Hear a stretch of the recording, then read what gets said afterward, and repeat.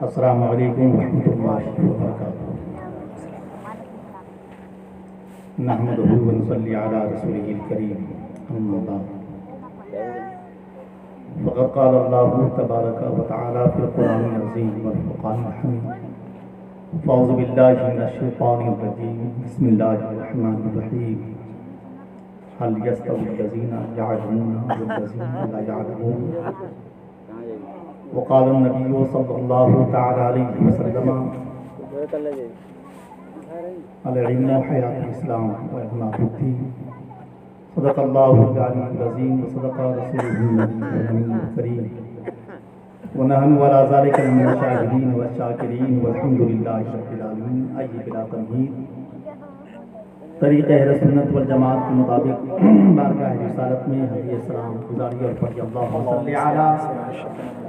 سیدنا وسندنا وحبیبنا وطبیبنا وقلوبنا ومأوانا ومرجعنا محمد وسلم، صلاۃ و سلام علیک یا رسول اللہ، صلاۃ و سلام علیک یا حبیب اللہ صلی اللہ تعالی علیہ وسلم۔ معزز سامعین،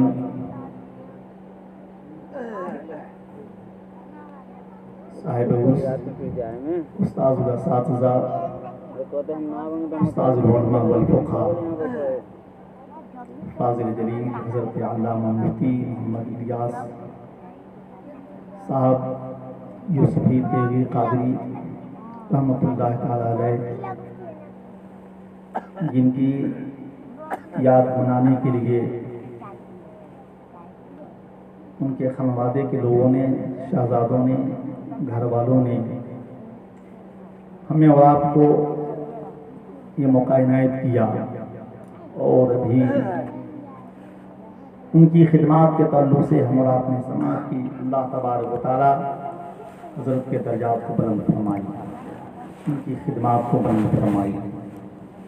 اور ان کا فیضان بالخصوص ان کے شہزادوں اور ان کے خانوادوں پہ اللہ جاری و ساری رکھے۔ اس میں کوئی شک نہیں، ہر بستی میں مسلمان ہیں،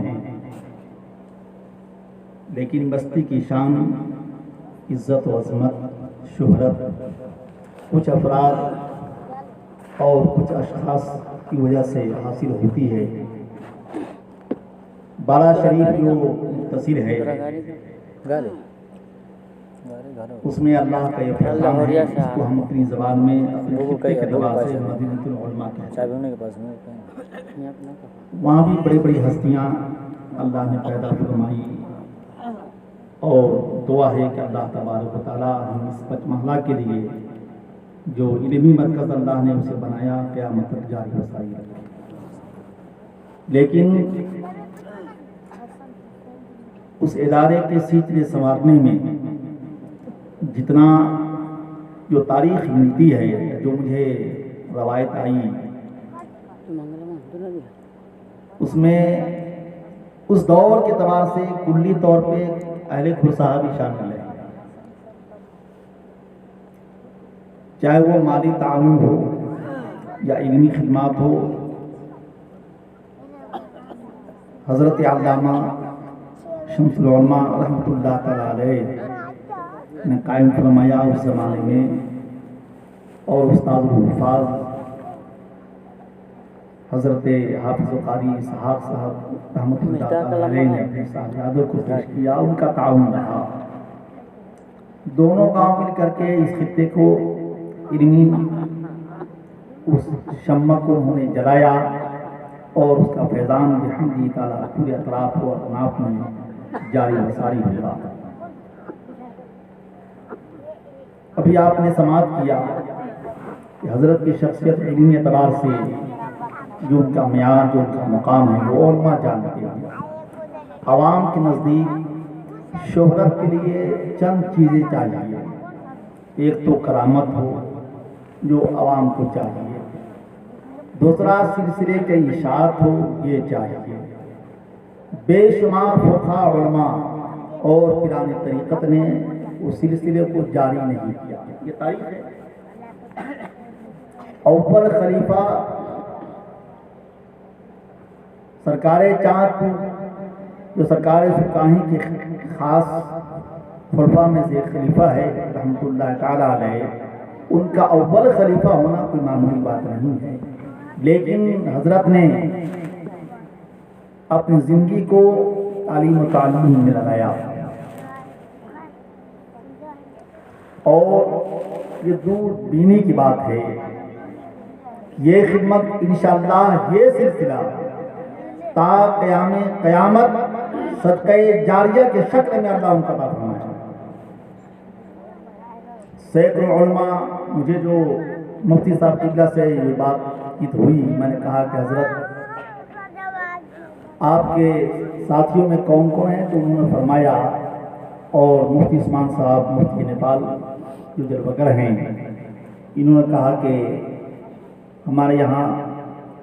مفتی عبدالعزیز صاحب، مفتی حبیب اللہ صاحب، میں بھی شاگرد ہوں، مفتی اشرف القادری صاحب نینی شریف۔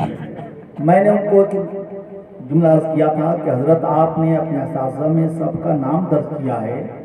اور علامہ الیاس صاحب رحمۃ اللہ علیہ کا نام آپ نے نہیں لکھا ہے، تو انہوں نے مجھ سے فرمایا کہ میں حضرت کی ذات پہ ایک مستقل کتاب لکھنا چاہتا ہوں۔ مفتی اشرف القادری صاحب نے مجھ سے یہ فرمایا تھا،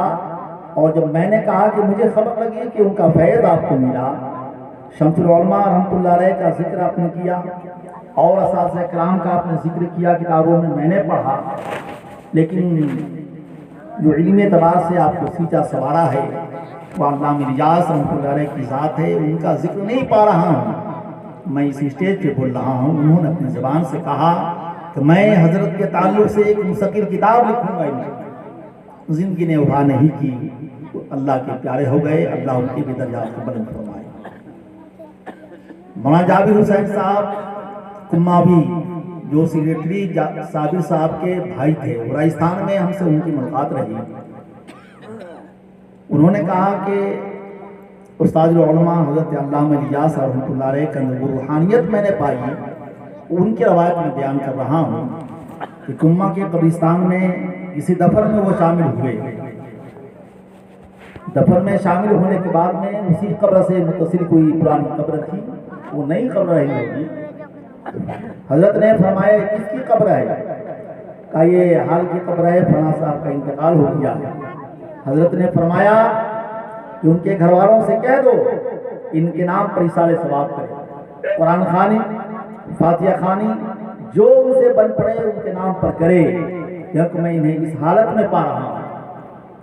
اس عالم میں دیکھ رہا ہوں۔ روحانیت کا یہ عالم حضرت کا تھا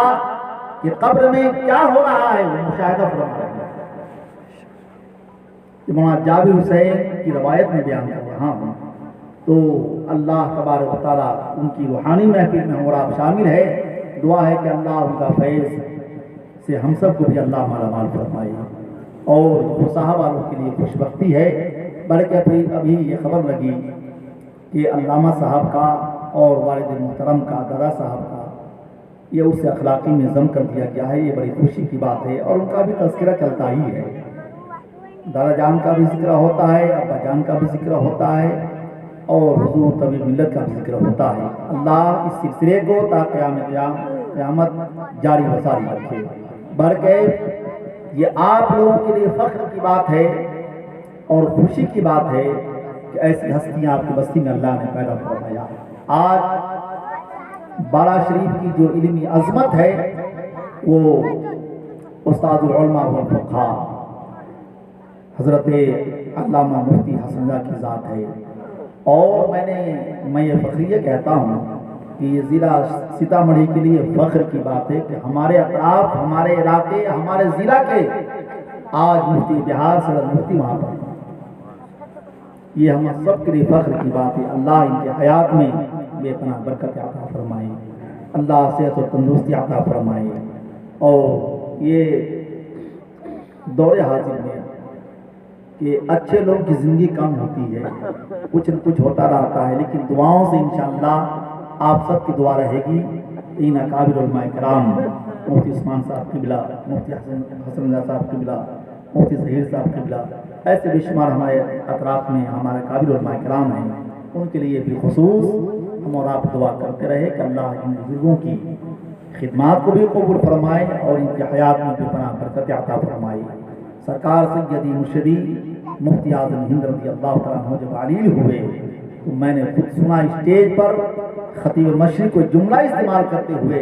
اے اللہ اگر تیرے یہاں کچھ ایسا ہے کہ میری زندگی کاٹ کر تم سرکار سیدی مرشدی مفتی اعظم ہند کو عطا فرما دو، اے اللہ میں تیری بارگاہ میں دعا کرتا ہوں کہ میری زندگی تو میرے سرکار مفتی اعظم ہند کو عطا فرما۔ انہوں نے عرض کیا تھا، تو ابھی آپ نے سماعت کیا کہ ایک عالم کا دنیا سے چلا جانا، ایک عالم کا ختم ہونا ہے۔ آج رہنمائی کون کر رہا ہے؟ قرآن کی حفاظت کون کر رہا ہے؟ شریعت کی حفاظت کون کر رہا ہے؟ اسلام کی بقا اور اسلام کی حفاظت جس کے ذمے میں ہے، نیابت کون کر رہا ہے؟ آپ سب کو معلوم ہے، یہ علماء کرام کی شان ہے۔ اللہ تبارک و تعالیٰ خرسہ شریف کے اندر ہر خانوادے میں، ہر گھر میں اللہ تبارک و تعالیٰ بہترین عالم دین پیدا فرمائے، بہترین حفاظ قرہ بنائے، دین کا پیشوا رہنما بنائے، اور یہی آپ کے لیے دنیاوی بھی عزت و جاہ کی بات ہے اور اخروی شان اور شوکت کی بات ہے،